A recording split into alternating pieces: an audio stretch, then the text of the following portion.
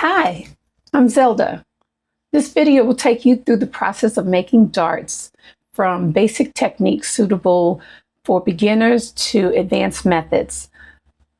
Darts are essential elements in garment making. They're used to shape fabric and to fit the curves of the body. I have notes right down here, so if you see me looking down, that's what I'm doing. I'm looking down at my notes. Okay. Definition of a dart. Darts are folds sewn into fabric to provide shape. This dress I have on is the Rivermont dress by Cashmere. And Cashmere is known for making patterns for the curvier bodies. And I don't say I'm much curvier, but I am fluffier. I am a plus size lady, and their patterns work well with me, where I don't have to do too much with the dart itself. There are two common types of darts. You have the single pointed darts and you have double pointed darts. I haven't done too many double pointed darts. I've done single point darts. And the bust dart should point to the fullest part of the bust and should end about 1 inch away from the apex, because you don't want your point right at your bust point. The apex, also known as the bust point, refers to the most projected or fullest part on your bust. So today what I'm going to do, I'm going to take you over to the table and I'm going to pull out the bodice of the Rivermont pattern and I'm going to mark a piece of fabric. I love this dress, and I said if I use my regular fabric, I was going to make another dress, but I'm not. I'm going to use muslin, and I'm going to show you how to make a dart, how to sew a dart, and how to take care of your dart. So let's go over to the table. All right. What you see in front of you are just some tools that you can use to mark your darts. There you have a variety of tools. I have chalk here. These are two different types of chalk. This is also chalk. It's a chalk wheel. And you can choose your colors as far as which one you would like to use. And then you would just roll it across. You would roll it and it would mark like that. You have pens. This is a disappearing ink pen, mark be gone. This is not a marking point. That's not supposed to be there. You have scissors so that when you cut out your pattern, you have something to cut it out with. Or if you're not using your rotary mat, you need a rotary blade. I like to use the small blade when I'm cutting out the pattern. It just makes it easier going around curves. And you have the tracing paper. I personally like to use tracing paper, and you have a tracing wheel. I had another Singer wheel. I'm going to search for that later, but any wheel will do. Okay, so the first thing you want to do, I'm going to pause here and put the pattern down and remove all this. I'll be right back in a second. I forgot to mention one important need: pins to pin your dart. All right, I am back. I have my Cashmere Rivermont bodice front up. And you can see, it says right there, GH cup, so I don't have to do anything with the bust cup. Rivermont dress and top. Okay, and here's your dart right here. You have one here and you have one here. So what you can do, I'm going to mark it with tracing paper, and then I'm going to take it over to the sewing machine. So I'm just going to whip through this real quick, and you can see that. And I put a piece underneath. And what's nice, you can see exactly where this paper needs to go. And then I put one on top.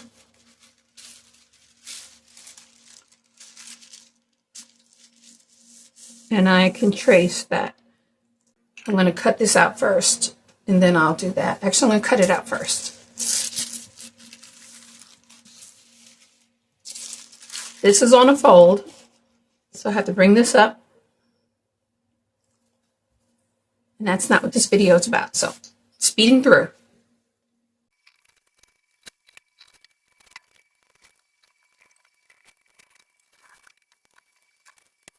I'll put the transfer paper underneath here. Tracing paper, tracing paper.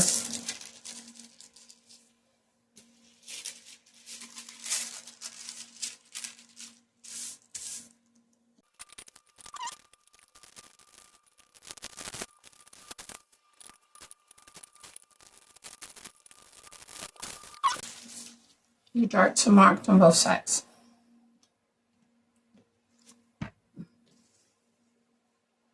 No messing with the paper. I love it. Off we go over to the sewing machine. Sew the dart.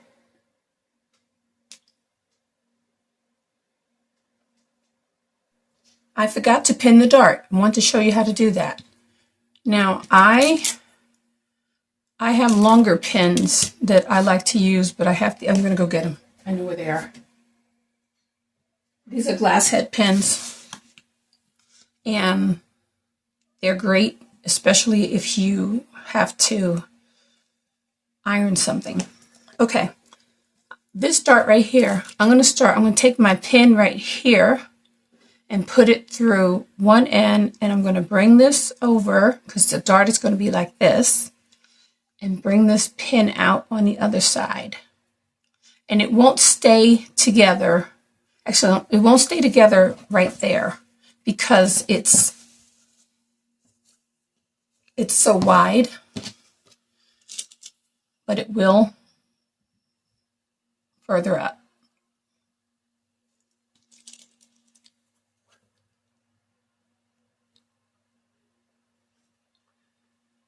I might be able to get one more in there.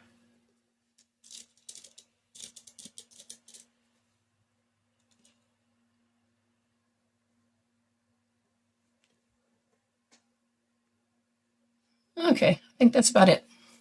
So what you do, you take this and you bring it together. I'm going to come around on this side here. You're going to bring it together. Those pins. So that the fabric lines up with it. It lines straight. And you just work the fabric until you get it straight. This last pin here will go in now. And you'll see it. And then you take that. Cashmerette has you press your darts upward. So I'm going upward with this. Other patterns, they do say down, so you can do that down. And this is a small dart, and they do actually make a difference. They make shape, and it's wonderful.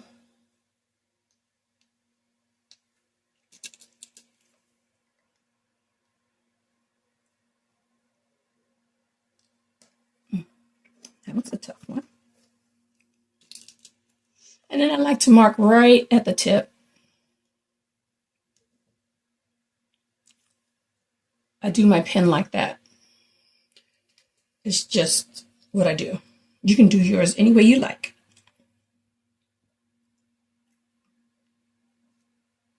And these actually, I would press it, finger press it toward the side.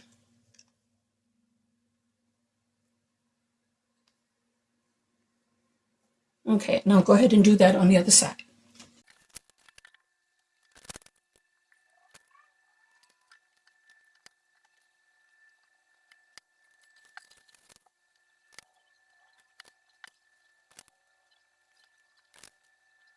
Now I'm going to the sewing machine. I have black thread in there so that you can see it clearly. If you are making a test garment, you can use the longest stitch. I'm going to use the longest stitch because it's just a test garment. On your main one, you use your regular stitch of like 2.5 for cottons. And the needle position is 3.5. And I'm on a straight stitch. So what I'll do, I see my thread there. I like to pull a little bit first. And what you're going to do, you're going to stitch from the widest part of the dart to the smallest, and then you'll just sew right off.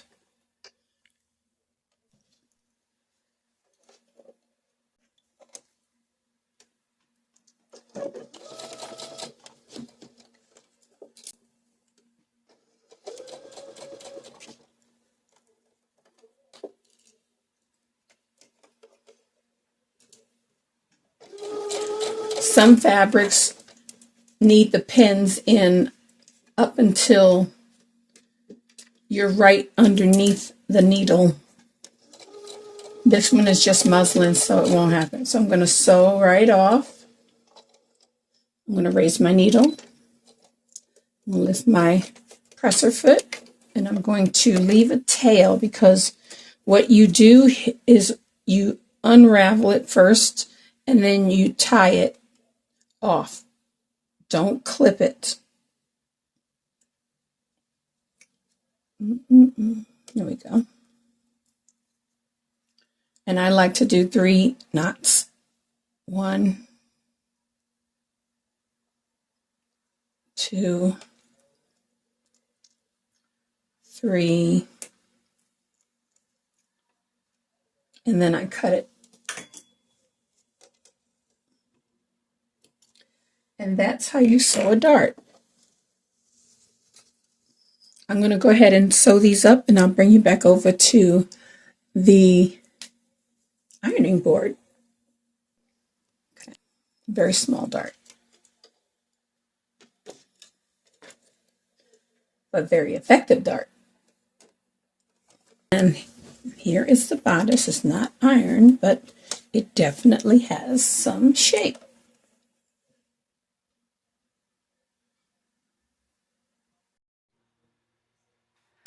Okay, I wanted to show you a useful tool, the ham. When you're pressing darts, these are great. It gives it a nice curved shape. You just put it wherever you need to shape.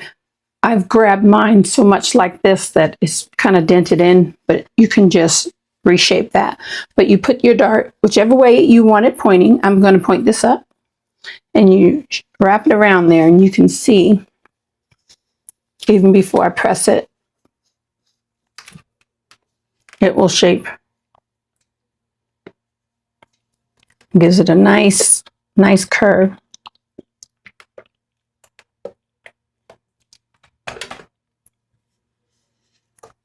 And it makes it bow out.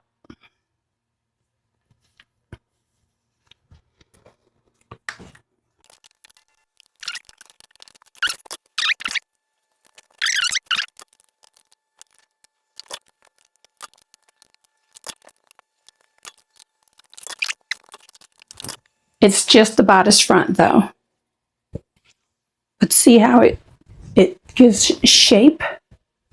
Gives shape to the body. And this pattern is for knits. And this was a 22, so it is smaller. I usually wear 24. I wanted to see what a 22 felt like. But the bust darts would be right here. And if this was sewn, it's a little high on here, but this is not my size. So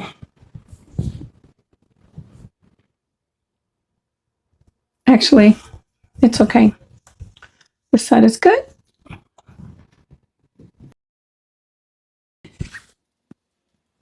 And that's all to it. I wanted to show you the fabric we used on Grayson. See where the dart is? The bust point is over here, so that is a great dart, and this is just a waist dart, but it shapes nicely to her, and that's what you want it to do. That was fun. You know, for intermediate sewists who you can use the tailor tack method, and that is a temporary hand sewing stitch used in garment construction to transfer pattern markings from the paper to the fabric. I have never done a tailor's tack. I've heard of it, and it was like a mystery to me for a little while. Trace and paper, you can use that to dart or mark your darts more accurately like I did. I like tracing paper. You still have to be careful with whatever you use because it may leave a mark or a stain. You just check it out on some scrap fabric first of the fabric you're going to use. Use a piece of scrap so that you know not to stain it won't leave permanent stains. I found that out, especially with the my marker that is the water soluble.